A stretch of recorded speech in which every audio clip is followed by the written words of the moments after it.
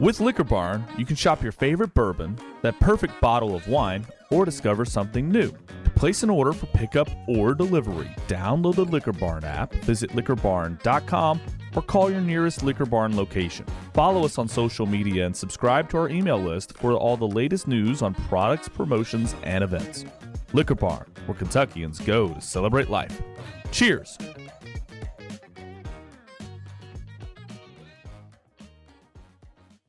Limestone Farms bourbons defy the typical that high proof means less depth and smoothness. Great crafting and blending of our rare and exotic mash bills are here to change the bourbon world. From the first sip, we invite you to discover our bourbons that are deep in Kentucky tradition and richly one of a kind. Limestone Farms, dedicated to excellence. Porch Kitchen and Bar serves as downtown Louisville's living room, connecting people over comfort food and a soulful experience. As a member of the Urban Bourbon Trail, their award-winning spirits collection is flowing from craft cocktails or creative flights in an impressive single-barrel collection. Swing on by, come for the food and drinks, and stay for the conversation.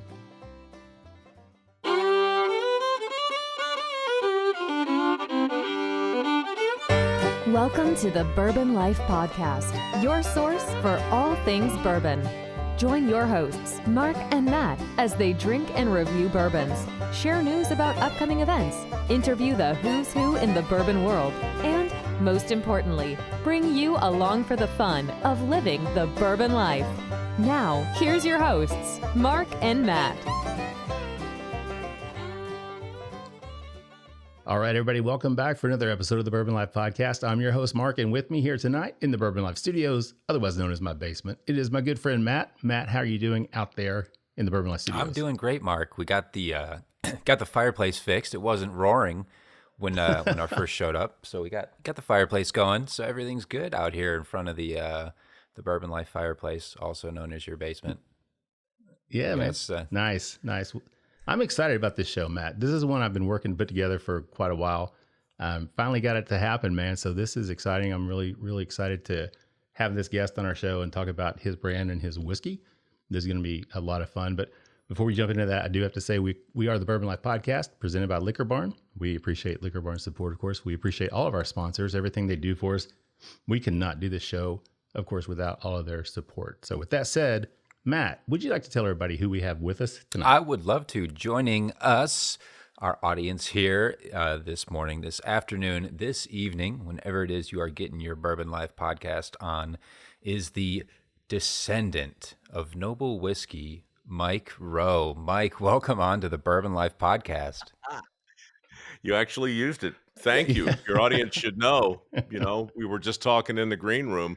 What do you have on your card, Mike? What do you want us to call you? And I'm like, God, I haven't had a business card in 30 years, but I guess I'm the descendant of Carl Knobel, and that'll be good enough for this. Yeah, that works. That's great. I like that. That's very unique. Mike, you're the first descendant. That's the first official descendant we've had. Yeah, that's right. All right, good. Yeah, we'll have to hang a banner or something for that one for sure.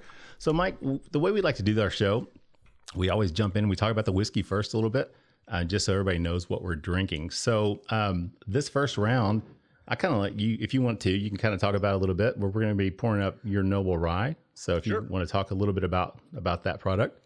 Well, there are 4 flavors in the lineup at this point, and the rye is actually the most recent, but it's also probably the least intimidating of the quartet or the quadrigal. As we call them, it's 95% rye and 5% sort of a barley mash. And it's funny. I didn't drink much rye really in the last 20 years, and then I kind of Forrest Gumped my way into a couple that I just thought were terrific. So when the guys at Knobel said, "Look, do you want to do one?" I thought about it for maybe 3/4 of a second, and what came out was something like yes and hell yes, and so we did, and now we're all going to drink it together, I guess. Me in my basement, and you in yours. Yeah, very nice. Now, so it's a 95.5 rye, which is kind of a common mash bill, I think, for people out there that are rye drinkers, rye fans. The 95.5 is kind of a typical mash bill that we see a lot. The age on this one, I know the bottles, it doesn't have an age statement on it, so we know for sure it's over 4 years based on that fact. But do you have a general idea what the age on this is, or is there a range on this, or do you know? You beat me to it. It's a little over 4, but that's all I know. What you'll learn as we get into this is that I'm a good-natured dilettante who is an enormous fan of this thing you dedicate your podcast to. But like so much of my misspent career, this thing is an ongoing education for me. And Sure. The last couple of years, I can't even tell you the things I learned that I wasn't looking to learn. And it's like, this is one of those topics, and I know I'm not telling you or your listeners anything you don't know, but the more you learn, the more you realize you don't know.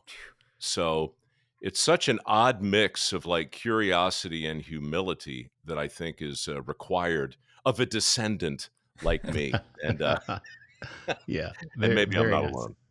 Yeah. Mike, I do have to ask, do you have your own autograph bottle there on the desk that you drink out of? God, I'm sorry.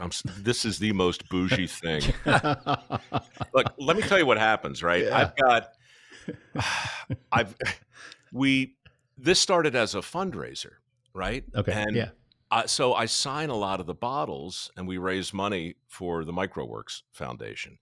It just got out of hand because everybody liked it more than I thought, and I wound up signing a bunch of bottles, and my partners sent them to me here at the house, and now my neighbors got wind of it. So they come over every weekend, and by the way, I now have more neighbors than I ever thought I did. And these bloodsuckers sit around with me on my deck, and they drink me out of house and home. And Nice. and the amount of grief I've got for handing out bottles of bourbon and rye with my name already on it is really just hard to it's just hard to comprehend how tasteless that is until you actually live through it. Oh, no, I just happened to notice that. I was like, man, he's got his own autograph bottle there. I'm going to start autographing my bottles. I think. Yeah, when that's think how I about roll. it. Sometimes, I just sit around, Mark, on a weekend and sign my bottles, name on yeah. shit. Everything. Not just bottles. My dog. Just whatever. Yeah. Whatever I can reach. Yeah, you'll never lose your underwear again. It's got your name written all over it.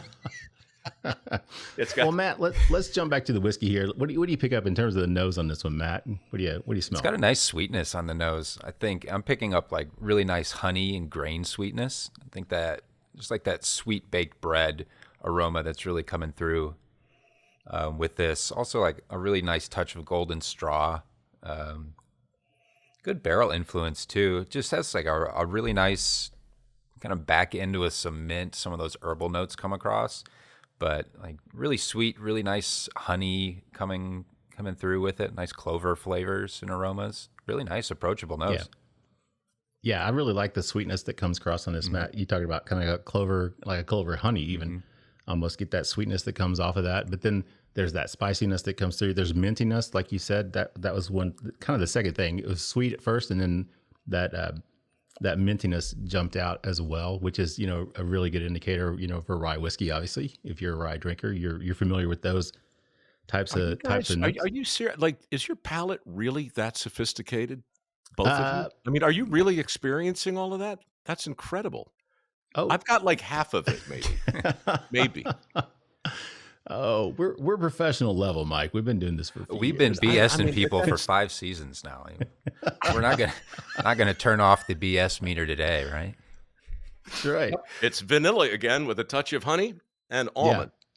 Now, No, I live not far from Napa Valley, God help me. So I've had a pretty steady diet, for 25 years or so of people just looking at me and telling me what it really smells like. And I'm usually there 35-40% of the time I can get it. But my nose has been broken so many times that I just don't, I honestly don't trust my palate anymore. Not that I ever did. Mike, here's what I'll tell you. Matt is my color commentary guy. He's the super palate.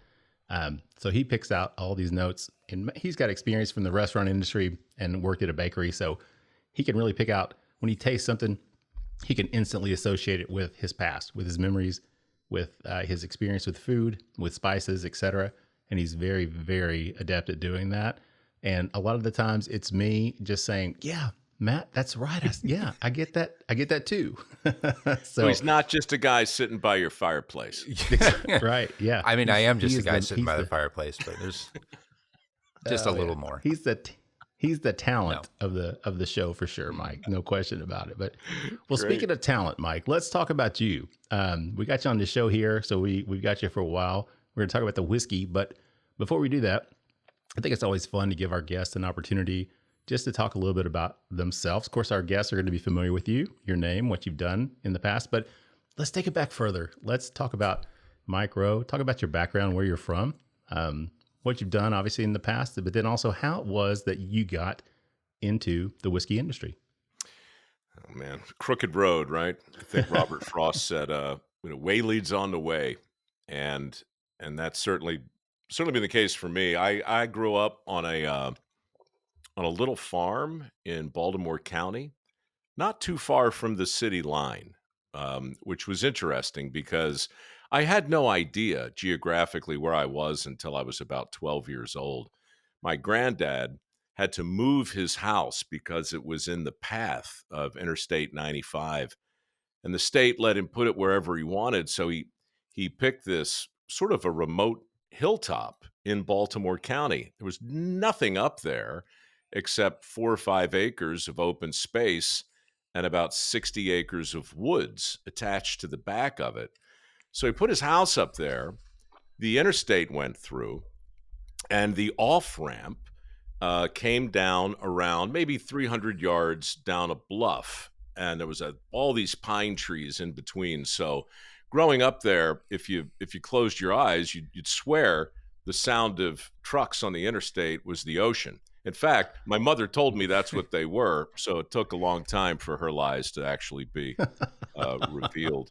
But on the backside, we had all these woods, and then on the east side, we had a creek called Stemmer's Run, and there was a covered bridge, and there was an old stone lane that went up to my pop's house, and then there was the interstate way on the other side. So he wound up building a house for us next door, and my brothers and I grew up next to my grandfather and my grandmother with my parents on this little fake farm in what felt like the Appalachians, but was actually just a weird little piece of property a few miles from the Baltimore city line. But I never knew it. Growing up, I had the greatest playground in the world, which was this woods behind our house. And, we had enough land it wasn't ours, but nobody could get to it. So my pop and my dad built a stable. My mom's crazy for horses, so we started boarding horses. And so I grew up with half a dozen horses in what would have been a backyard, a vegetable garden, a big one, and a giant wood pile because we heated our house with wood stoves. And so that was my life as a kid. My granddad and my father and I would take the Massey Ferguson tractor back into the woods with a cart, and there would be ropes and pulleys and chains and chainsaws and all kinds of hatchets, and we would take a tree and we'd bring the tree back and we'd cut it up, and then we'd turn it into a cord of wood. And those were the chores. That and picking up horse crap was pretty much everything I did from 0 to 15. It's a pretty good childhood, actually. Yeah, it sounds like it. I mean, I'm from Eastern Kentucky, and it sounds very similar. So kind of unique to think that that's outside of Baltimore, that you had that kind of experience in your childhood. And then from there, you obviously you went to college, right, for a while, or did sort you of? Graduate? Yeah. Okay. Yeah, I So like my granddad, and this will be relevant later probably in our conversation, but you should know at this point he was a magician of sorts. Not like rabbit out of a hat stuff, but he could build, fabricate, fix, or repair anything.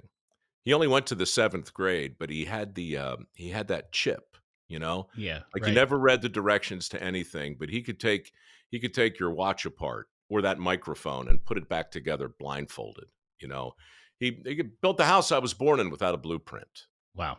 So he just had that crazy talent. And my dad was a school teacher, but my earliest memories were of him working for my grandfather as an apprentice. And so that's what I saw as a kid. That was my exposure to work. And I was sure that I was going to follow in my grandfather's footsteps. I was sure, because I worked as his apprentice as a teenager too. Lots of construction sites and various projects. And, that was the plan. And that's really when I learned that just because you love something doesn't mean you can't suck at it. And that was a painful lesson. But when it became clear that I would not be following in his footsteps, it was my granddad who said, maybe you can be a tradesman if you want, Mike, but just get a different toolbox. So yeah, I went to a community college and I studied a bunch of things that I really wasn't interested in: acting, singing, writing, the liberal arts. Then I went to work, and then I went back to a state school eventually and got some sort of degree. But it was a strange time for me, and an interesting way to get a valuable education, because I wasn't pursuing anything that I loved. I was just looking to flesh out some sort of toolbox and hoping that it might come in handy one day. Yeah. And then you ended up getting into entertainment, right? After that? Well, it got into me, I guess. It's again, truly a crooked road, but I had a teacher, a guy named Fred King, when I was in high school, who was one of those, and you guys have both had these people in your life. Most of us have somebody who just takes you by the scruff of the neck and says, no, not that way, right? This way, do this instead. And Fred was just one of those men who had an oversized influence on me. He made singing cool. He made, like, singing in a barbershop quartet, which was about the most unhip thing imaginable. He was the king of the barbershoppers. He was a legend in that weird world. And with his help, I overcame a childhood stutter, which bedeviled me for years, and learned, like Mel Tillis did years ago, that you can't stutter when you sing. Yeah. So I started singing, and as it turned out, I could carry a tune, and I wound up crashing an audition for the Baltimore Opera when I was 22. Wow. And I got in, and all I wanted to do was get my union card so I could audition for TV things and commercial work. But the music was better than I thought, and the girls were just, it was so much fun. It was like a world I never imagined even exploring. But one thing leads to the next. And yeah, I got in entertainment by way of the side door in the Baltimore Opera. And then I was selling things in the middle of the night on the QVC cable shopping channel. And then I was narrating shows for National Geographic and Discovery, talking about the lone wildebeest walking slowly across the vast reaches of the barren Serengeti, only to be eaten by, hyenas or crocodiles. And Matt, it never works out for the wildebeest, by the way. There's always got to be one, right? And every story needs a hero. Don't leave the herd. Just don't leave the herd. This is if you're a wildebeest leaving the herd, I'm telling the world about it, and I'm telling you now, it's not going to end. It's not going to end well for you. Yeah, no doubt. Yeah, I guess the movie was The Lion King, not The Wildebeest King, right? Oh, good point. Not yet, anyway. Yeah. So I think I read somewhere that you got fired at QVC. Is that true? Is that kind of? Well, technically, no. I didn't get fired from QVC. I got fired 3 times from QVC. What was a mark of shame and humiliation for many years has really turned out to be a kind of badge of honor.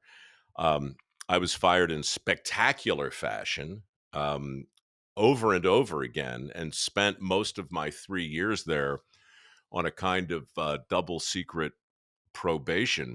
Yeah, nice. working the graveyard shift. Because the thing about QVC is it's really, at least back in 1989, 1990, it's impossible to hire for that job because the job didn't really exist too much prior to that. So you need somebody who can sit on camera live with no delay for 3 hours at a time, talking ad nauseum about an endless list of products that they're probably not familiar with, right? Right. And that's a weird set of muscles. Actors might be good on camera, but they don't necessarily know how to sell anything. And salesmen might have a ton of experience, but that little red light comes on the camera and they just crap the bed. That's a disaster. So, they hired thousands of people and only kept a very few. In fact, before I was fired, the audition is a thing that people ask me a lot about now because they don't believe it, but I swear this is back in it was actually 1990. I auditioned. I was still in the opera at the time, and we were in the middle of a production of some Wagnerian dirge called the Ring des Nibelungen, right? So I'm dressed as a Viking. It's the intermission, and I don't need to be on stage for like 45 minutes. So I walk across the street to the Mount Royal Tavern to drink a beer, as one does dressed as a Viking. It's very gratifying. And I wanted to watch the football game, or at least part of it, but it wasn't on. The bartender had this channel on. I didn't know what it was, but there was a big guy in a shiny suit talking very enthusiastically about pots and pans. And I said to my buddy, Rick, what the hell are we watching? What is this? And he said, it's like a 24-hour commercial. And I'm auditioning for that guy's job tomorrow. They're having an open call here in Baltimore, down at the Marriott at the Inner Harbor. So I literally sat there dressed as a Viking, drinking this beer, watching what looked like the end of Western civilization, at least as I understood it, but also realizing, or at least saying quietly to myself, man, I think I can do that. Yeah. So Rick and I think he bet me like $100 that I couldn't get a call back. So I went with him the next day. And in the audition, you walk into this conference room, and there's a camera set up, and a guy pulls a pencil from behind his ear, and he rolls it across the desk toward me. And he said, Mike, I'm going to turn on this camera in a minute. And when I do, I want you to pick up that pencil, and I want you to start talking. And I don't want you to stop talking until I tell you to stop, but I want you to make me want the pencil. Now, like the Wolf of Wall Street. Basically, yeah. Mm-hmm. I mean, it was so strange. And he didn't tell me that if I could talk for 2 minutes in a fairly convincing way about this pencil, then I would be hired on a provisional basis, 3 months of probation and no training period. This is why I drink today, Mark. They literally put you on the air at midnight or 3 a.m. and just bring you stuff that didn't sell in prime time, stuff that looks like, you would get it on the midway of some condemned carnival with that machine with the claw that reaches in and pulls this stuff up. And that's what it was, the Health Team infrared pain reliever and the Amcor negative ion generator. And oh my God. So it was the best time of my life because I learned everything I needed to know about this ridiculous business, but I did it mostly by making fun of the products and the people who bought them, which ultimately led to my series of chronic terminations. That's great. Matt, let's jump back to the whiskey because we're almost at the end of round one, unfortunately. But let's talk about this rye, the Knobel rye. And this is a Tennessee rye whiskey. What do you pick up in terms of the palate and the finish on this, Matt? Yeah, the palate on this, we said 88 proof, right? I don't know if we touched on that. 88 proofer. Yep, 88. I pick up a good amount of like citrus right on the front of the palate. There's tangerine there. There's like orange citrus fruit right up front. It's got a nice bright opening to the palate. then that sweetness, the honey comes through. Again, kind of that clover honey or like that like caramelized honey, just like really like rich, dark sweetness. Then it kind of lends into some marshmallow, sort of some toastier notes, kind of a creamy marshmallow with nice oak finish. I think the barrel makes its appearance on the finish with this. That sweet charred oak comes through and just a good crisp finish on it. Really nice drinking rye whiskey. Yeah, there's a little bit of spice to it as well, Matt, that kind of jumps out to me on the palate. And also on the finish, it's got a nice linger to it. So it's kind of surprising at 88 proof again. Sometimes you don't think that an 88 proofer is going to have that type of ability, to kind of hit you on the palate. This is a 95.5 rye, so there is obviously a high rye content. So you're going to pick up some of that spice on it. And again, for me, sometimes the higher rye drinks like a higher proof whiskey. So I think that maybe confuses my palate a little bit. So I think it drinks warmer than 88 proof. But I agree, Matt. Sweetness, we picked it up on the nose. It translates to the palate as well. Really, really nice, man. Just a really nice all-around rye whiskey here. So, Mike, anything else in terms for the palate or finish for you that stands out? Yeah. What's your favorite part of the palate, Matt? If you had to pick between the front of your palate, the middle of your palate, and the back of your palate, if you're only limited to one palate part, what would you go with? I got to say, I'm probably a front palate. Like I like something that really excites and like brings something right up front. Because if it falls flat right at the front, it may just taint the rest of it for you. I want to be engaged right from the beginning. Hit me on the front of the tongue, the front of the palate. Let's wake it up and see what we've got going. So, like a young man, for instance, auditioning for a job he doesn't really want in the home shopping industry, you only have one chance with your rye to make a first impression. Mm-hmm. And let's not drag the middle of the palate or, God forbid, the back of the palate into this equation. Let's get it right, coming straight over the lips, past the teeth, onto the tongue, and boom, Bob's your uncle with the front of the palate. I love that. Very nice. Mm-hmm. Well, guys, we are at the end of round one here. Matt, what are your final thoughts on this, the rye whiskey? That's great. It's got a really nice profile. I really like the citrus and that tangerine notes. And like you were saying, Mark, brings some spice at the finish too. So really nice product. Yeah. Love it. Yeah, Mark, very nice. Can I ask another question too? Since I'm basically here to learn more than more than anything. When did it happen? Like, when did rye all of a sudden make this resurgence into the zeitgeist? That's a great question. And we just had Dan McKee on the show. He's the master distiller at Michter's. At Michter's, yeah. Yeah. We were with him last week in Louisville, recorded with him.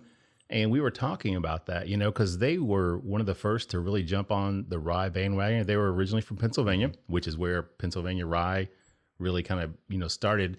The farmers moved west from there back in the 1700s, came out to Kentucky, settled, couldn't get the rye, so they got corn, started, distilling bourbon instead. But, we talked about their commitment to rye, and that they were really one of the first brands on a large scale to produce it.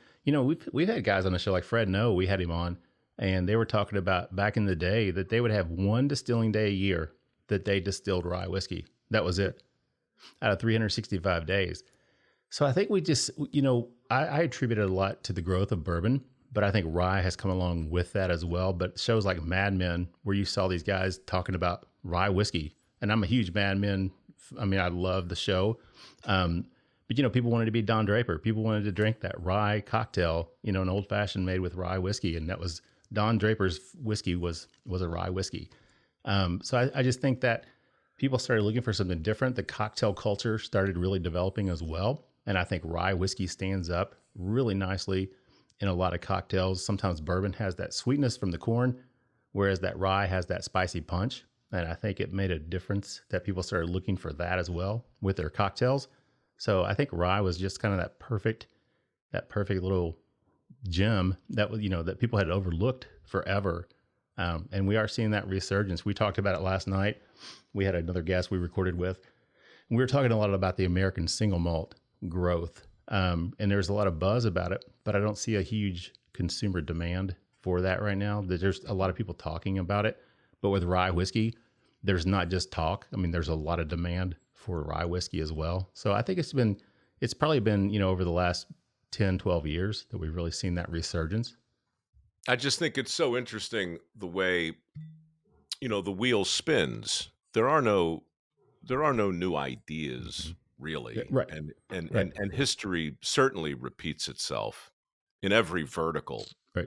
And so much of what we like and what we think we like, it seems, is a function of sometimes PR, right? I mean, sometimes marketing is very powerful, but sometimes it's like incidental or even accidental. Suddenly there's John Hamm holding a classic tumbler of rye.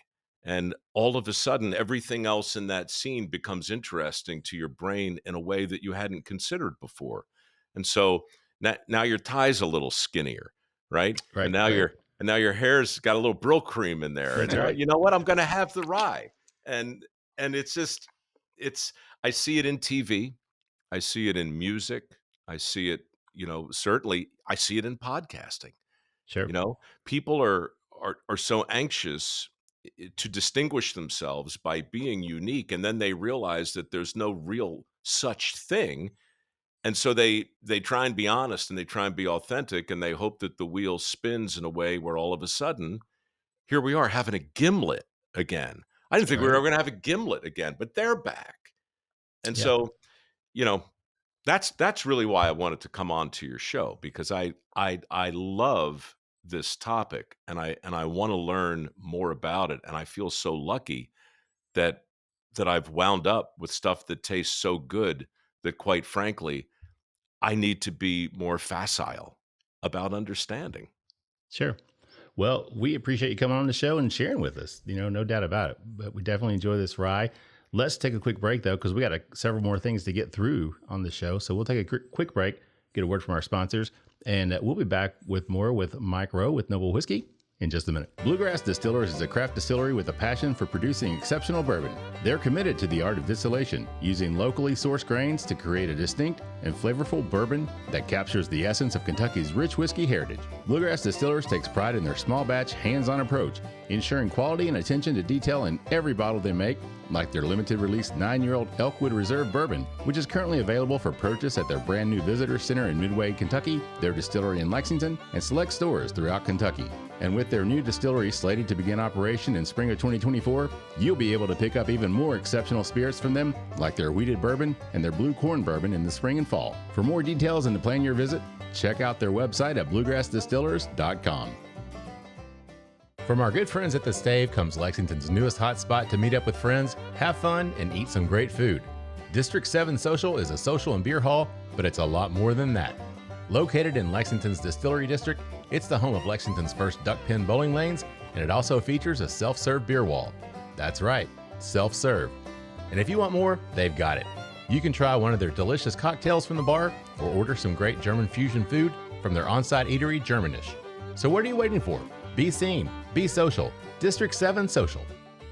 All right, everybody, welcome back for round 2 of the Bourbon Life Podcast. I'm your host, Mark, and with me here live in the Bourbon Life Studios, it's my good friend, Matt. Matt, how you doing out there, buddy? Hey, I'm doing great out here, Mark. Everything looking good in mission control there? The ship's in ship shape? Yeah. I got my mood lighting, Matt. First time with mood lighting. What do you think? You'd like I was going to comment. This is you look better than you ever have. What can I say? It's the mood lighting. It really brings out your eyes, Mark. Is that yeah, that's what my wife said. With the hair and everything, that blue really just, It pops. Mm-hmm. Yeah. Well, we're in Lexington too, so UK blue, Kentucky blue. So there you go. These influencers, Mike, these young whippersnappers out there on Instagram you and everything. Spend more time on Instagram than probably all those whippersnappers combined. they got all these fancy lights and things behind them. So I'm like, you know what? The old guy's going to jump into the fray and figure it out. So here we are with the fancy blue light. So anyway, we are the Bourbon Life Podcast presented by Liquor Barn. We appreciate their sponsorship. Of course, we appreciate all of our sponsors. We could not do this show without all of their help. Matt, with that said, tell everybody who we have with us tonight. Mike Rowe is the descendant of Carl Knobel, and also here with Knobel Whiskey, and we've got him back for the second round of the Bourbon Life Podcast. Mike, how you doing out there? I'm just wondering how many rounds are there, Matt? Be honest. We talked about that last night. Usually 3 are published on the show. Sometimes the conversation goes a little further. So when that happens, do you extend the length of the individual rounds, or do you start adding new rounds to the show? It's a bridge we cross when we get there.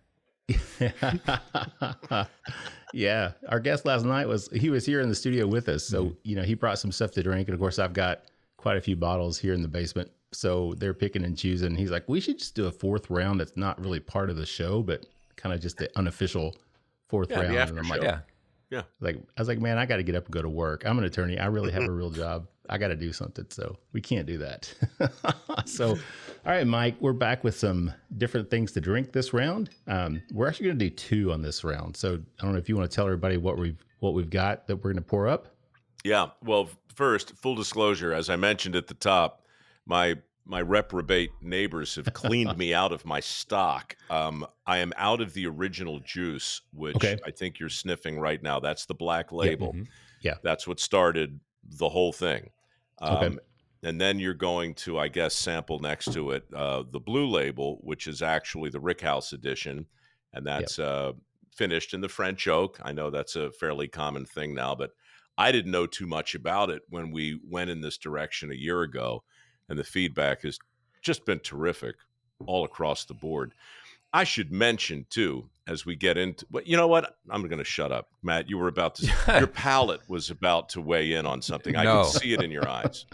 You can see it in your eyes, Matt. Go ahead and tell us what you get. All right. Your nose in the Tennessee. If we're going here on the Tennessee, it's got a real nice sweetness, like getting a lot of like breakfast food sweetness, like kind of pancake, maple syrup type sweetness coming through with it, like fresh sweet bread, or even like a dough or like funnel cake type aroma. There is, of course, like really nice caramels, a little butterscotch with this one too. It's really nice. It's got really good sweet flavors on it, but the barrel comes through. There is some corn, some of those like really nice Tennessee whiskey flavors come across. I think usually I think of a Tennessee whiskey as a little sweeter, at least on the nose. This one hits really well in that category. Yeah, and that's another thing, Mike. This Tennessee whiskey, this is 90 proof. So we stepped up a couple points over the rye. The next one, the Tennessee whiskey finished with the French oak staves 95 proof. So another little step up on that. I think this Tennessee whiskey, is it right around 5 years as well?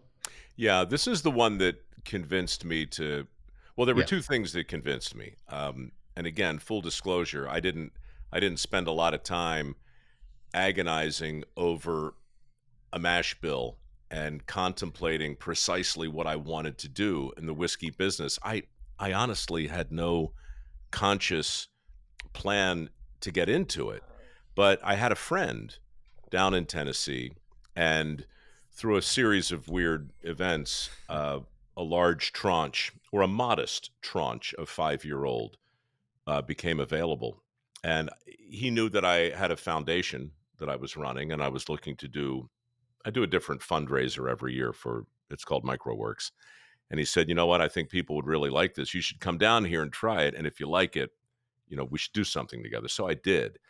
And that's what I tasted right there. I thought it was terrific. Mm-hmm. And I said, I don't know anything. I don't know my ass from a hot rock in this world, but that was basically my motto for dirty jobs as well. So I said, let's give it a try.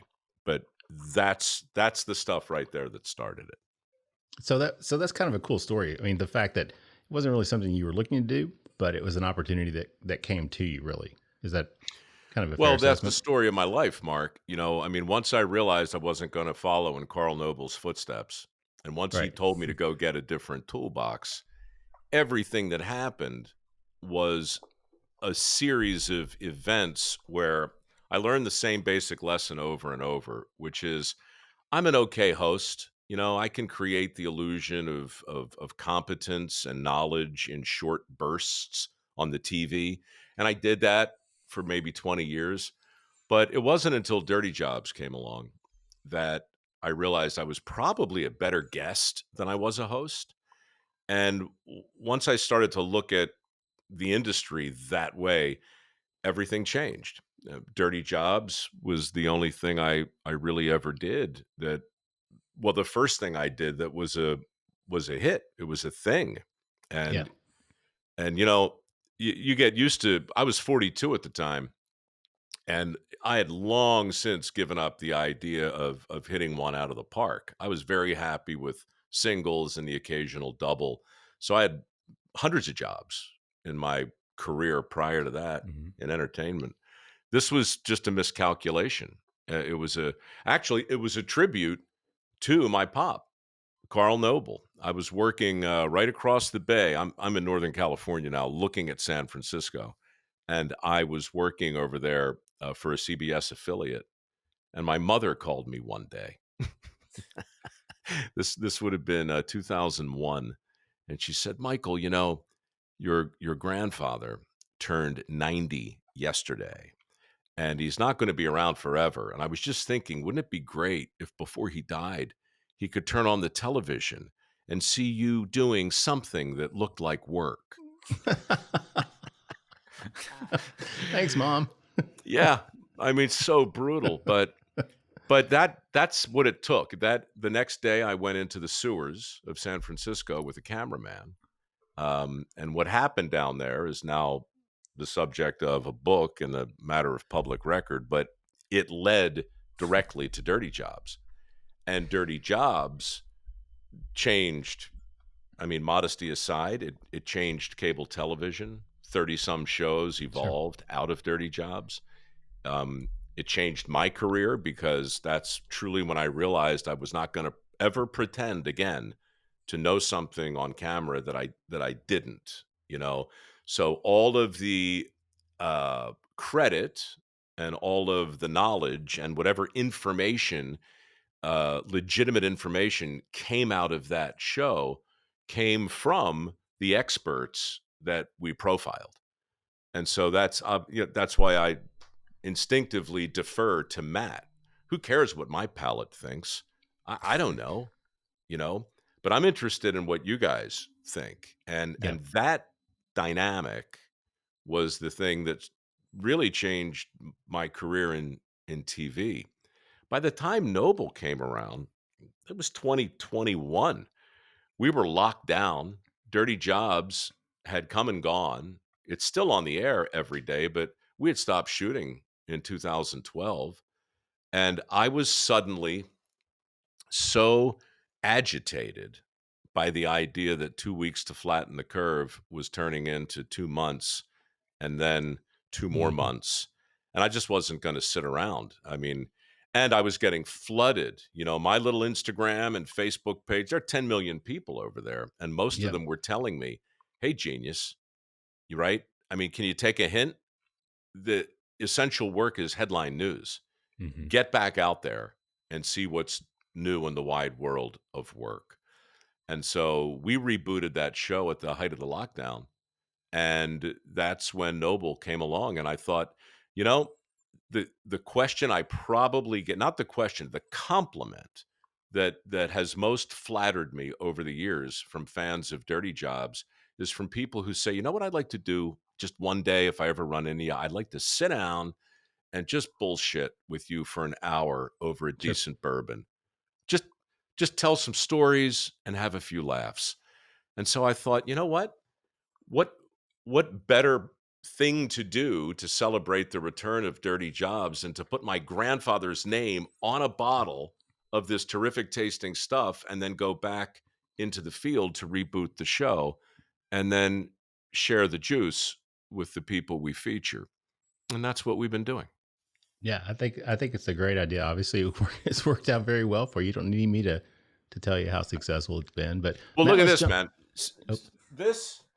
I was in a liquor store in Maryland a couple of months ago, and hundreds of people come out. I sign the bottles, we take pictures and shake hands. This woman, I don't know if you can see this. This is cross stitch. Oh, wow. Oh, no. Wow. Okay. It's not a photograph. It's cross stitch. And this girl, it's probably like 27, 28 years old.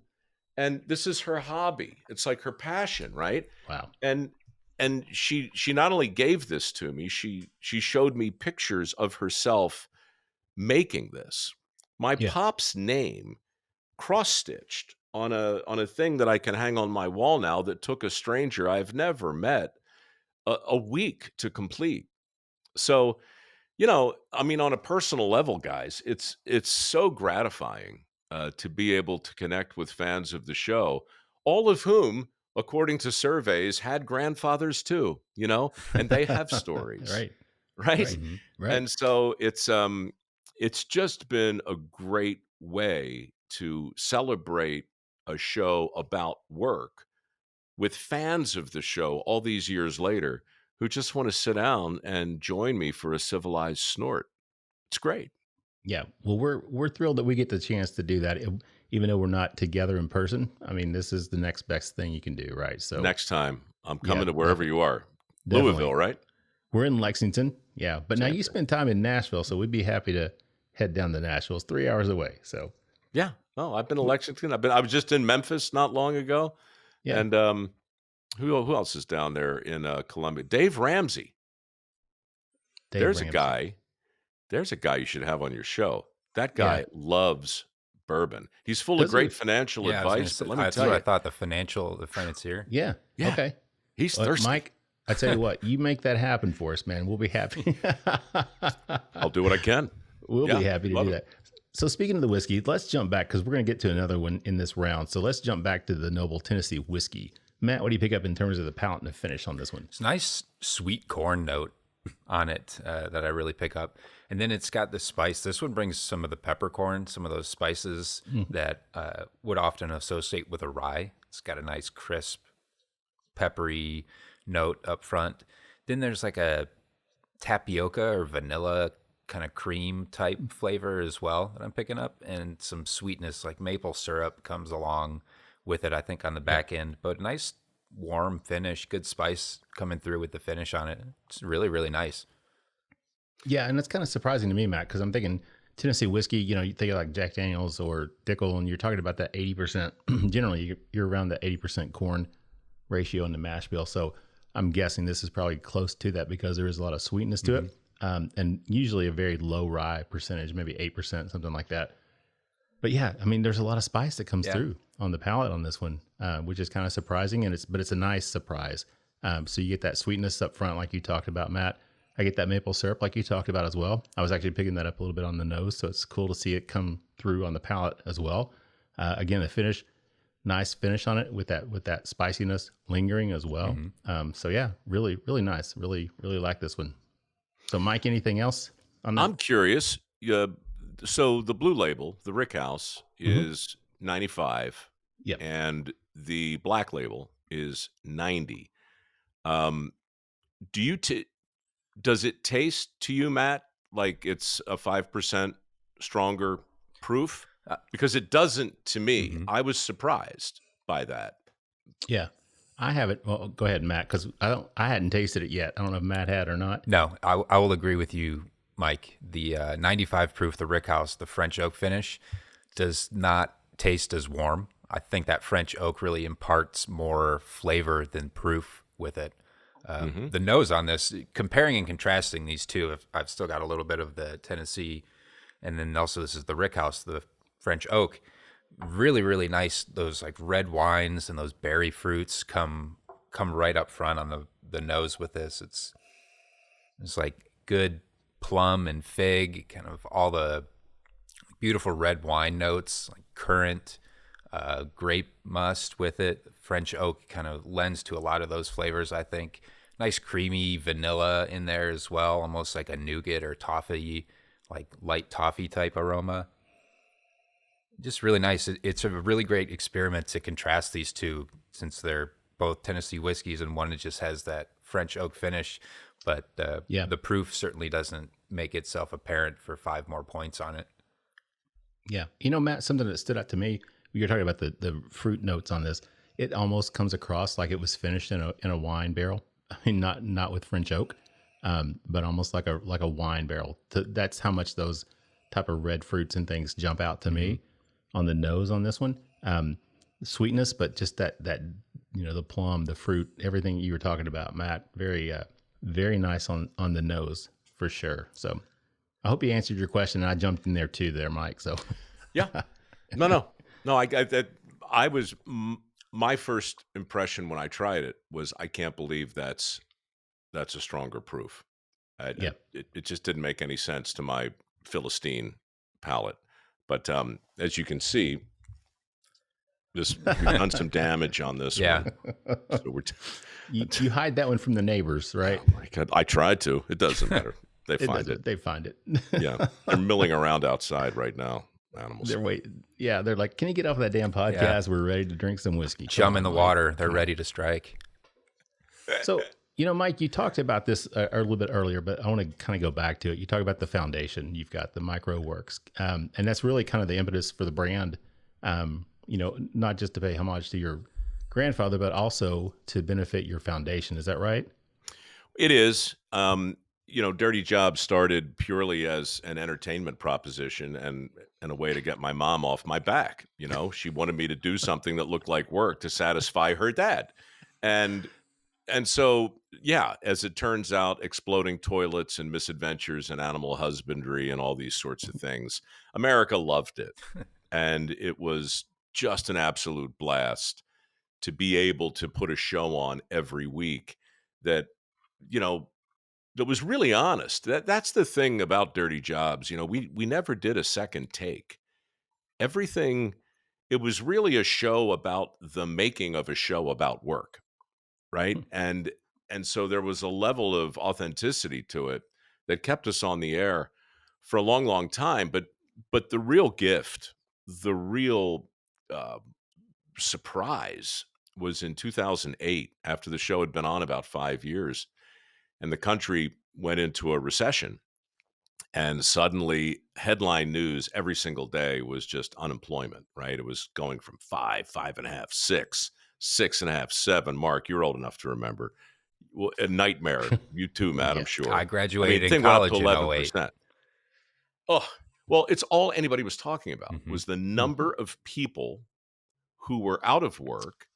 And there was this like baked in assumption in so many conversations that went along the lines of if we could just create more jobs, we would have more people working. But the nasty truth about the job market, and one of the big lessons from Dirty Jobs, was that those two things aren't correlated. We had 2.5 million open positions. At the same time, we had 11.5 million people unemployed. And so, there was something else going on in the country. It was a skills gap of sorts. And, I thought about all the dirty jobbers I had a drink with over the years after a long day. And most of them were entrepreneurs. Many of them had small businesses, and they all said the same thing. They all just said that the single hardest thing is to find somebody who's willing to learn a skill that's in demand, show up early, stay late, and take their bite of the crap sandwich when it's their turn. It's hard. And it's only gotten harder. And during that crazy time in 2008 of a full-on recession and crazy unemployment, everywhere we went on Dirty Jobs, we saw the same thing. It was help wanted signs. So all these people are hiring over here, but over here, none of these people are working. So the Mike RoweWORKS Foundation simply started as a PR campaign to draw attention to these few million jobs, good jobs that didn't require a 4-year degree, but nevertheless existed and were important and needed to be filled.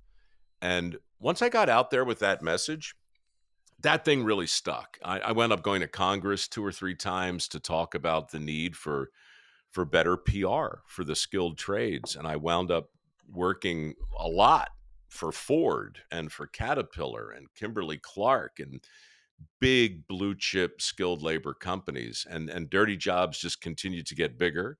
And the foundation not only grew as a PR campaign, it became a trade resource center. Fans of Dirty Jobs built this enormous site, and people could go to it to explore careers in welding in their zip code, and then click on links to figure out where to get training and where to get funding and scholarships and so forth. Anyway, long story short, the thing got totally out of hand. I turned it into a scholarship initiative for kids who didn't want to go to a 4-year school, but who wanted to essentially become the next generation of steam fitters and pipe fitters and welders and heating and air conditioning and HVAC, and down the list it went. And so as of today, we've assisted maybe 2,000 men and women. We've given away about $8 million in work ethic scholarships. And that money, aside from, a small amount that I kicked in to get it started, has come from fans of the show and from fundraisers, really bizarre fundraisers. I called them crap auctions, collectibles rare and precious. And I would auction stuff off out of my garage from dirty jobs, like these weird autographed collectibles that people would wildly overpay for, fossilized polar bear shit. And I auctioned off a baby bottle full of semen from a prize bull for $2,500, right? And so not a lot of money, but it got a lot of attention. And then and I still have it sitting on my mantle. Money. I got to tell you, Mike. Matt still has it at home. It is such a that's where I had such it. a conversation. I had it on piece. my mantle. I don't know if you're kidding or not, but I'm telling you, I had the bull semen on my mantle because in the afternoon the sun would hit it at just the right angle and fill my living room with these delightful little prisms. Jism prisms, I call them. It's crazy. And so, look, all of that is to say that every bottle of Knobel Tennessee whiskey that we sell online, the proceeds come back to the foundation. And that's all this was supposed to be. It was supposed to be a 3-month fundraiser with some of this 5-year-old stuff my friend had in the barrel. But the feedback was so great. And he was like, how about a rick house? And I said, okay. And then it was, well, let's do this and let's do that. We got a single barrel in the works. I think we're going to open the barrel strength in the next break. We've got the rye. And it's turned out to be an amazing fundraiser for our scholarship program. And it tastes good. Yeah. So, and women I've never met stand in line to say hello and give me cross-stitch pictures of my granddad's name festooned upon a bottle of whiskey. I just don't know how much better it gets, fellas. Yeah. What more could you ask for, right? How could it get any better? So, Matt, speaking of the whiskey, we're at the end of round 2. Let's jump back though. Talk about this second pour that we had in this round. The Tennessee whiskey that's finished with those French oak staves. What do you pick up in terms of the palate and the finish on this? The Rickhouse edition is really savory. I pick up a lot of berry and kind of like cherry pie notes right up front. Some of those baking spices come across too on the front of the palate on this one. Like a little bit of the cinnamons, kind of cardamoms or gingers. Yeah. Think of like some of those winter Christmassy type baking spices. Then it's got a nice custardy aroma and flavor to it that I pick up on the palate, and nice like spicy peppery finish with this one. While it doesn't drink the 5 proof points higher, I think it does still bring a nice long warm finish with it. It's good and rich and flavorful. Just a nice contrast to drink the two or have the two and try them right next to each other just to see what those French oak staves can really do to it. Yeah, I mean, they make a big difference. It's really unique. And again, it's only a 5 proof point difference. Mm-hmm. But this one doesn't drink, higher to me, like you said, Matt. So everything you said goes for me as well. See, that's the way I do it, Mike. I just let Matt talk and I just say, hey, Matt, you know what? I'll tell you when I don't know what I'm talking about, but he just made me feel smart because about a year ago, when I first tasted this, I wrote down on a yellow legal pad, cherry pie, ? There you and go. There it is. The distiller was like, yeah, exactly. So, hey, man, maybe I'm not a Visigoth. Maybe I'm not a Philistine. Well, guys, we are at the end of round 2. So let's take a quick break, get a word from our sponsors, and we'll be back with more with Mike Rowe with Knobel Whiskey in just a minute. The Stave Restaurant is a bourbon lover's paradise right here in the heart of bourbon country. Located at 5711 McCracken Pike in Millville, Kentucky, between Castle and Key and Woodford Reserve, Chef Kyle Klatka prepares amazing food each day that features an elevated Kentucky-inspired cuisine. With a full-service bar, great bourbon flights, and signature cocktails, the Stave is the perfect place to catch up with friends after a fun-filled day of touring the local distilleries. Be sure to check them out online at thestavekentucky.com or at Instagram and Facebook at The Stave Kentucky. Three Chord's line of whiskeys embody the spirit of creativity. The whiskey is a true collaboration between producer and composer Neil Giraldo and master blender distiller Ari Sussman. The Three Chord team of expert blenders, coopers, and sensory professionals have developed a multi-step process they call Perfectly Tuned Taste. This process begins by carefully selecting the finest bourbon and rye whiskeys from Kentucky, Tennessee, and Indiana, and then blending them together. Find out more about the whiskeys and distribution in your area at www.threechordbourbon.com. All right, everybody, welcome back for the third and sadly final round of the Bourbon Life Podcast. I'm your host, Mark, and with me here, still live in the Bourbon Life studios, is my good friend, Matt. Matt, you hanging in there? Absolutely, Mark. I've made it this far. I'm not going to quit on us now. Thank you. Just like all of our listeners, you've made it this far in the Bourbon Life Podcast. Don't quit before the third and final exciting round. Yeah, that's right, man. Hang in there. We got one more round to go. We got a great guest. We're really excited about this. Drinking some great whiskey, heard some great stories, and so the episode is living up to everything I had hoped that it would be so far, so I'm really excited about that. We are the Bourbon Life Podcast, of course, presented by Liquor Barn. We appreciate their sponsorship and support. We appreciate all of our sponsors, everything they do for us. We couldn't bring this show to you guys every week without their help and support, so thank you, sponsors, for all of that. Matt, with everything I've said there, would you want to tell everybody we have with us tonight? Absolutely. We have the descendant of Carl Knobel joining us, joining you all for the third and final round of the Bourbon Life Podcast. He's here with Knobel Whiskey, Mike Rowe. Mike, welcome on back for our final round tonight.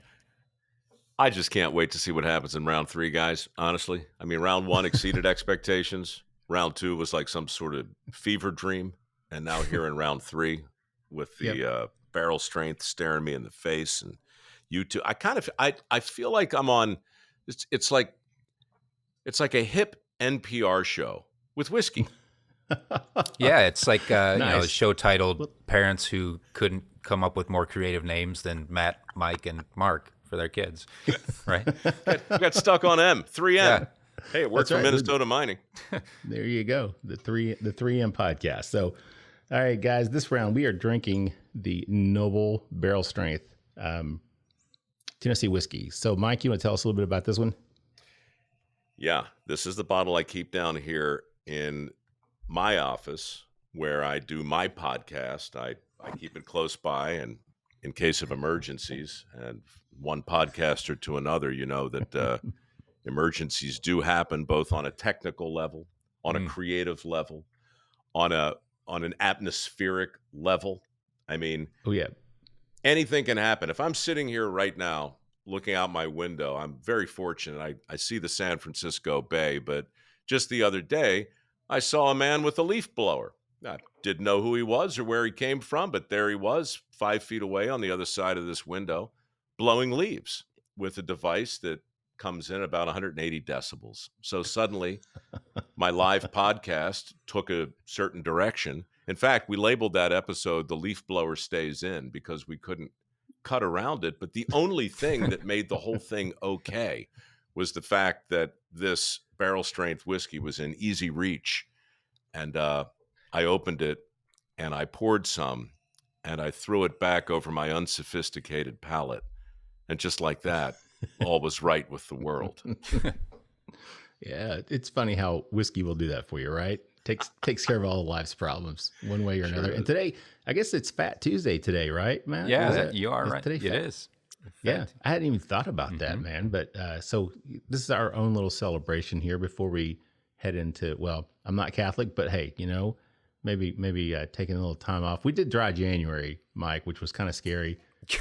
It was eye opening for me. Kind of Right, Jan? You guys know you host a podcast on bourbon, right? We do. Yeah, that was quite an experience to do a full dry January and to do a bourbon podcast. We did 5 episodes, and so we would swish and spit like a wine drinker. You know, we'd take a mouthful. Yeah, I'm not sure how I feel about this story, guys. I mean, full disclosure, it's like me going, "Oh yeah, this season on Dirty Jobs, we're going to clean places." I Yeah. don't know. I don't know how Well, that sells in the heartland, frankly. we made it through, and now I'm celebrating what I've donned it as Moist February. It doesn't seem to be a very popular name for some reason, though, Mike. I'm not sure why. It's one of those words, man. Moist makes people uncomfortable. It does. I It agree. really does, and I don't know why. I don't either, but I'm sticking with it. So we are celebrating Fat Tuesday here in Moist February with Mike Rowe drinking his Knobel Tennessee Whiskey Barrel Strength. Matt, what do you pick up on the nose on this one? This one has a really nice peanut brittle nose that I pick up right on the front. It's like peanut brittle, and then it also has kind of like toffee notes are sort of what I'm picking up. Think of like a chocolate toffee and like peanut brittle kind of what's the candy I'm thinking, like a Heath bar type aromas with it. But then there's also like this to me smells like it has some alcohol with it too. It's got a big bold nose on it. I think at 119.5 proof. Yeah. This one definitely has some rich body to it, but really nice, like good subtle softness from the vanillas coming through. A nice char from the oak in the barrel as well. Just a really inviting nose. I'm really, really excited to get into this one. Yeah, the nose on it is delicious. I mean, the ethanol does come through, but it's not overwhelming. It's not overpowering. Of course, I love the higher proof whiskeys, Matt. So this is like right in my wheelhouse. There's a sweetness that comes along with this as well. Almost going back, last night we spent time talking a little bit about kind of bubblegum aromas that come off of whiskeys. And I'm picking that up a little bit on this one. And sometimes that I get that on these higher proof whiskeys, Tennessee whiskey on this one. Not sure what the mash bill is. My guess is is this the same mash bill, or do you know? Yeah, same mash bill. That's what I kind of assumed it was.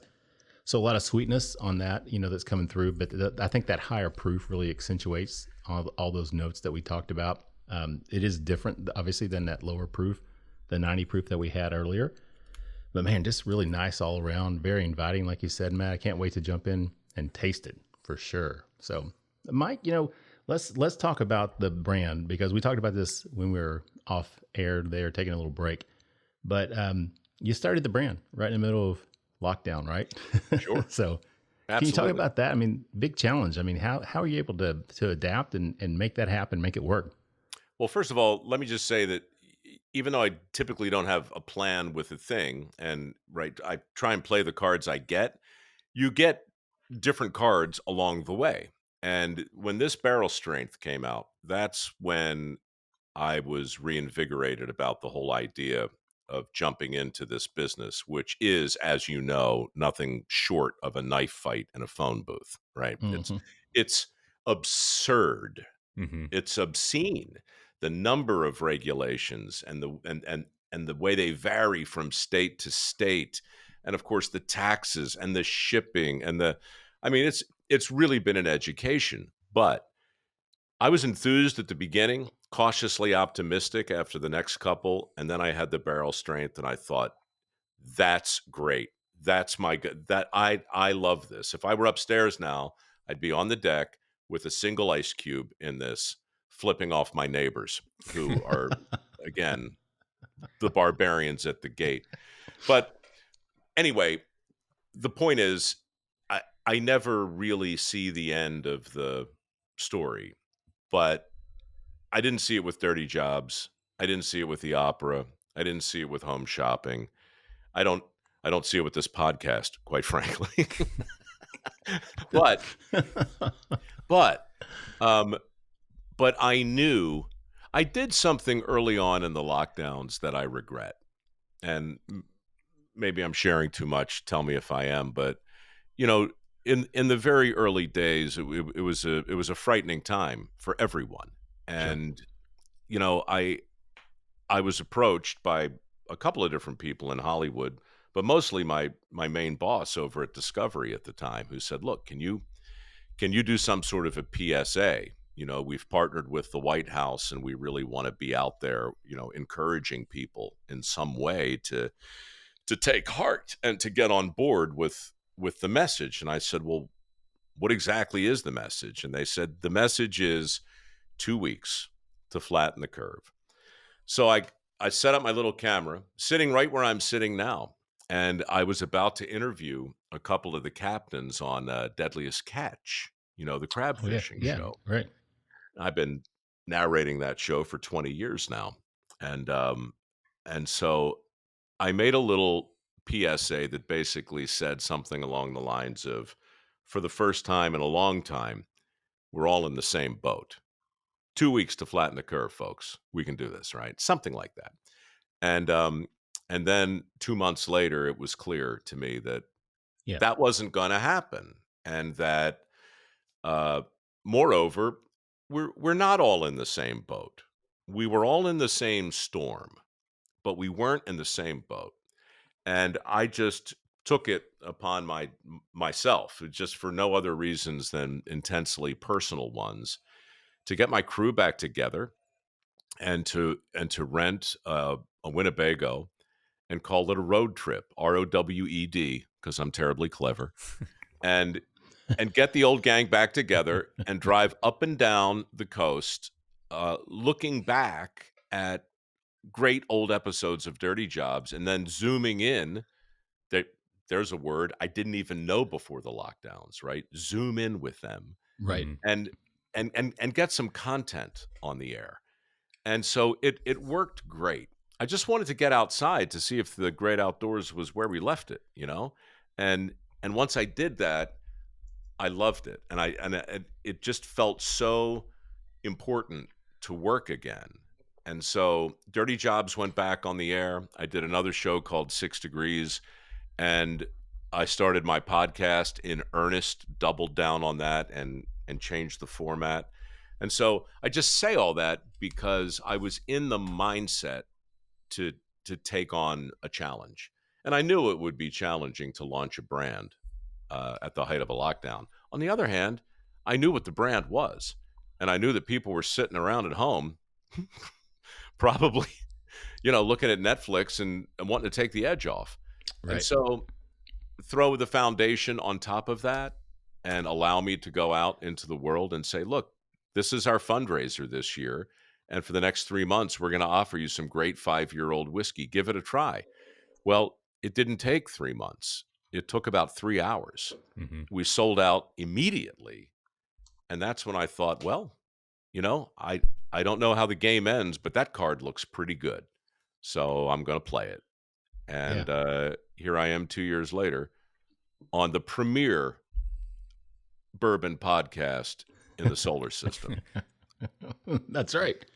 We appreciate you being here with us. But yeah, I mean, that's a great story because you did this with really no intention to get into the industry on a full-time scale. And here you are now, like you said, 2 years later, you've got 4 expressions out that we're tasting through tonight. I mean, did you ever, in your wildest dreams, just even fathom that this was a possibility? No. And there's a 5th one coming. We're working on a single barrel that we're going to have in a couple of months.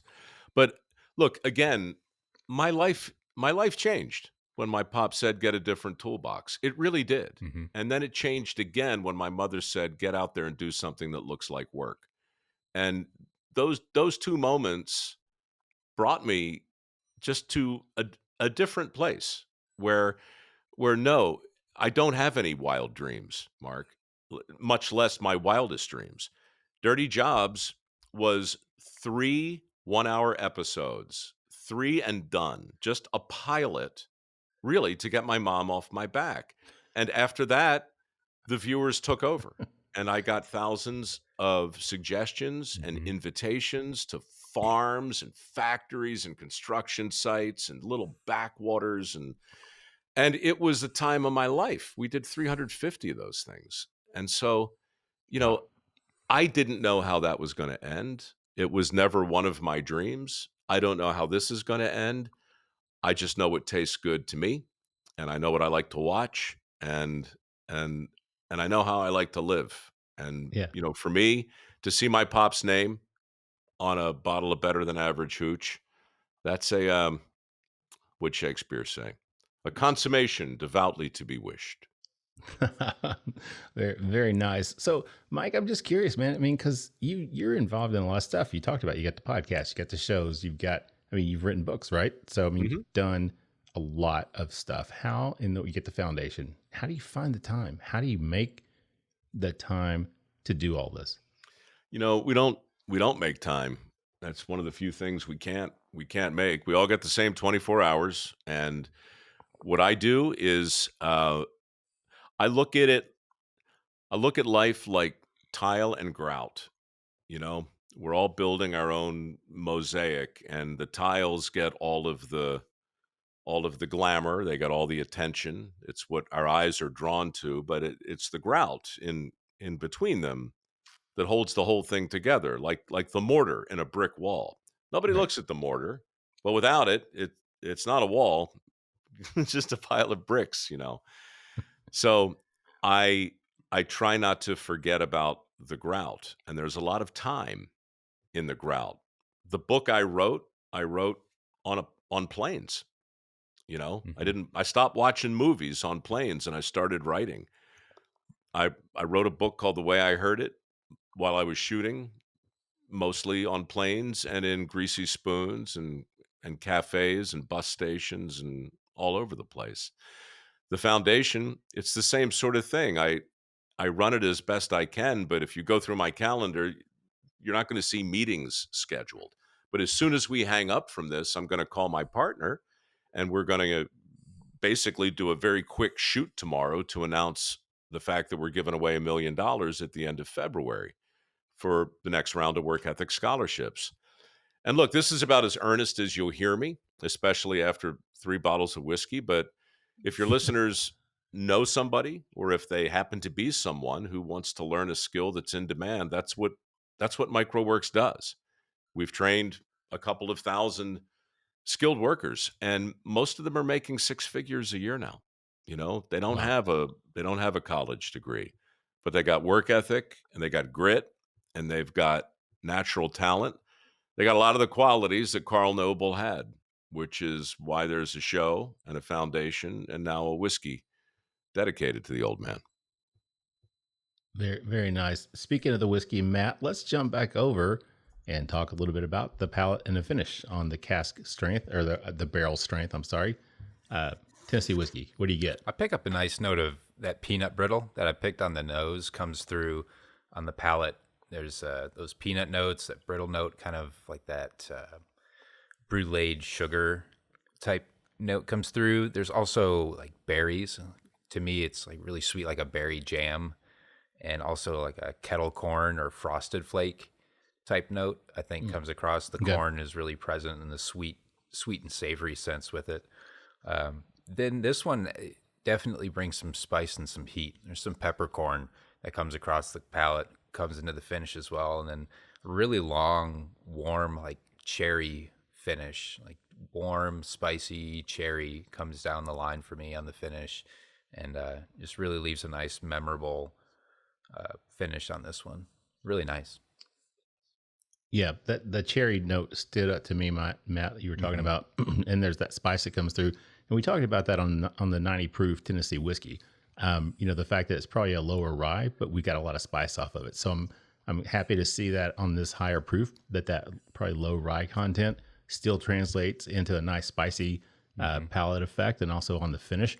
But the cherry comes through as well, like you said. I get some sugary, almost like a brown sugar type of flavor with this as well. You talked about like a sweetened, maybe like a frosted flake or something. So maybe like frosted flakes with strawberries, kind of get this nice fruity aroma, but also just a nice sweet corn flavor as well. So lots of nice things on this. And again, 119.5, I think. Nice. It's funny. Mine's 121, but it varies a little bit from batch to batch, but I think I still got some of the early stuff here. Very nice. Mike, anything else that you pick out when you drink this that stands out to you on the barrel strength? Well, I don't know that I'm ever going to be able to drink it again without thinking of Heath bars and cherry pies and frosted flakes and type 2 diabetes, man. I tell you. Hey, it's what it's like the stuff my dreams are made of as soon as I wake up thinking about food. It just goes to show most of those things don't go through my mind, but when you say them and then I drink them, I'm like, yeah. I haven't had a Heath bar in, God, I don't even know how long, but it's in there.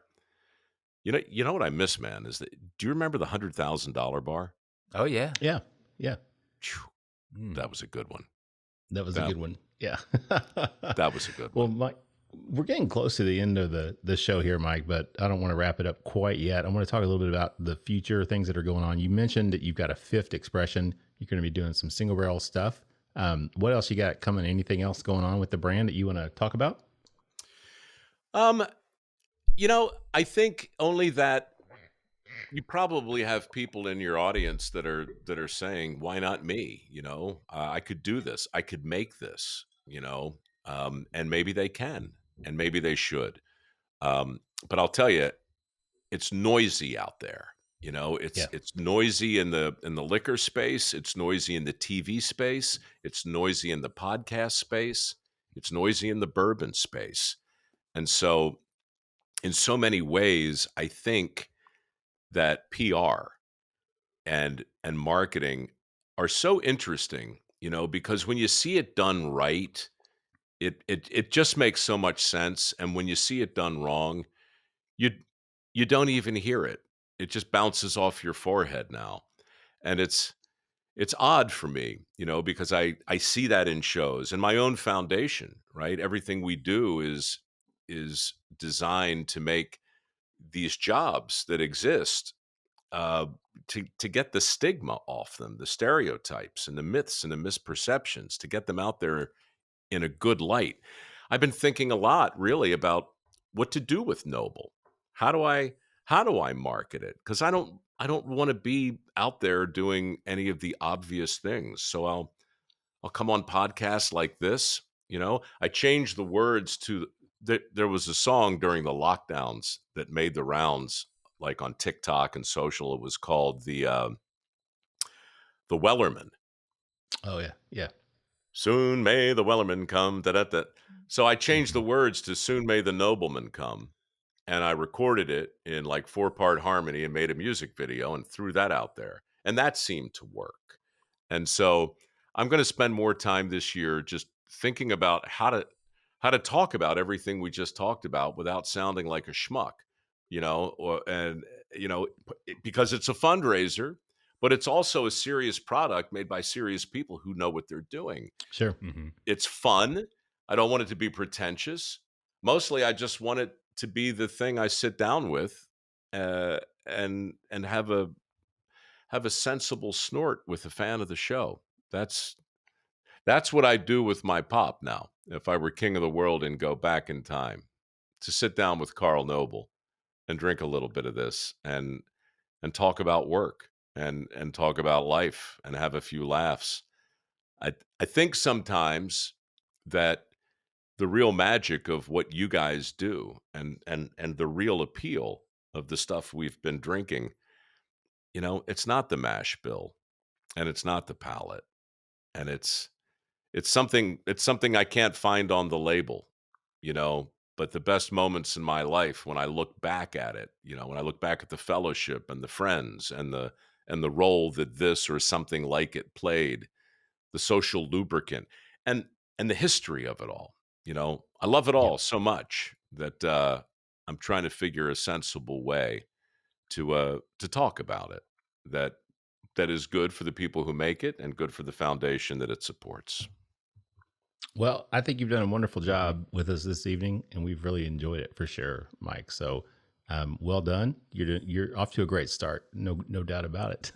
I appreciate it, guys. I'm going to go upstairs and eat a Heath bar now. Yeah, there you go. Yeah, diabetes, like Wilford Brimley. Diabetes is coming to get you, right? It's the right thing to do. That's the oatmeal guy too, right?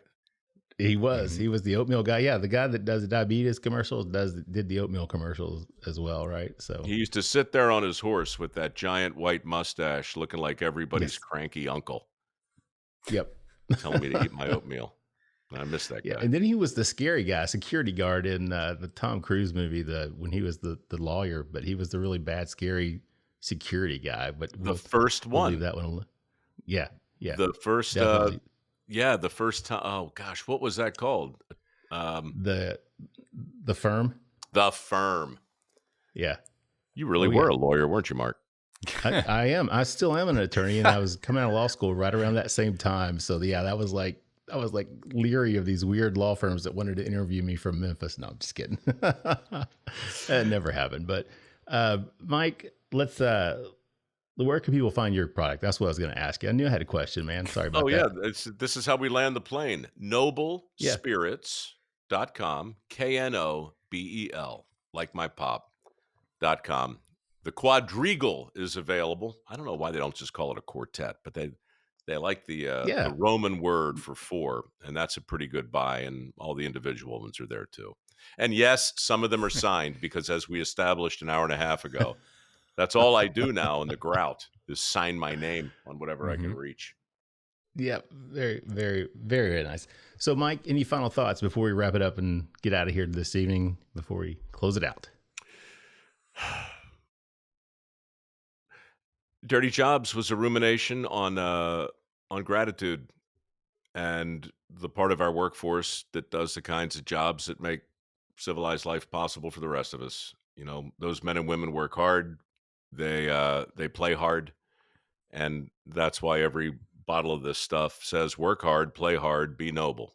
And as slogans go, it's just a slogan, but I believe it to be something like decent advice. And so I'll leave you with that. Work hard, play hard, be noble. Very nice. We appreciate that. Matt, any final thoughts before we wrap it up, man? Hey, Mike, thanks for taking the time to sit down with us this evening, sit down with our listeners, and to go through your quadrigal with us here. It's been a great time. We really have been looking forward to this episode and getting you on and talking about things and hearing you share stories. And we'll try to do our best to always make sure to honor the grout. Keep in mind the grout Thanks, of our Matt. lives. Your palate is a true work of art. I thought things were going pretty good. It didn't get weird till we got into the barrel, and then Wilford Brimley came up on that horse, and then I don't even know what to say about that. But look, you can't went downhill. These kind of things. Yeah. Yeah. You know, we're 4 pours in. Well, actually, I think I'm on my 5th pour now since I took an extra of the barrel strength because it was so good. So, Mike, really enjoyed it. Thank you so much for joining us, man. This is something I've looked forward to for quite a while. I'm very happy that we were able to make this happen. And I had not tasted any of the whiskey before this. I was waiting. I like to do that. You know, I don't want to be like tasting it ahead of time. So we popped it tonight and shared it with you. And I've been very impressed with everything you guys have in your lineup. Very nice. Matt's palate obviously picked out a lot of great notes on that. The barrel strength probably is a winner for me just because the high proof, that cherry flavor, that brown sugar to me, just kind of right in my wheelhouse. But again, Mike, we really appreciate everything you do, the work you've done, the foundation you have, the way that you support people. You give them life and hope in what they do, and I think that's just a wonderful thing that you're able to do that and help people that sometimes need help. They need someone out there that could be an advocate, and you do that for them. So that's wonderful. So cheers and kudos to you for doing that. So and Thanks, thank you, Mark. For joining us tonight, guys. We are the Bourbon Life Podcast presented by Liquor Barn. We appreciate you guys joining us. Like Matt always says, whatever time of day it is, morning, noon, or night, whenever it is you get your Bourbon Life fix. Thank you for taking the time to listen. We do want to thank all of our sponsors. Again, like I've said numerous times tonight, we couldn't do the show without them. So we appreciate it. Of course, we wouldn't have a show without you, our listeners or watchers now on YouTube. So thank you guys for joining us and tuning in. If you'd like to find more information about us, you can join us on Instagram or Facebook at The Bourbon Life. You can also join our private Facebook group, The Bourbon Lifers. We'd love to have you in there. You can email us at thebourbonlife@gmail.com. If you have nasty comments, please don't send those to us, but we'd love to hear constructive criticism or any show ideas that you might have. And if you feel so inclined, please leave us a review on your favorite podcasting platform. With that said, I'm going to wrap it up, send us home with our tagline, which is, may your glasses always be full, and may you keep on living the bourbon life. Thank you for joining us for this week's episode of the Bourbon Life Podcast. Our mission at the Bourbon Life is simple: to share our passion for all things bourbon with you every week.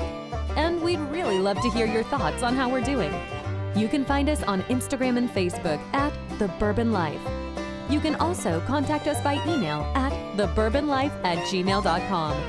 And you can always find us on your favorite podcast platform. If you have a moment, we'd love it if you would rate us and give us a review. So until next week, we hope your glass is always full and that you keep on living the bourbon life.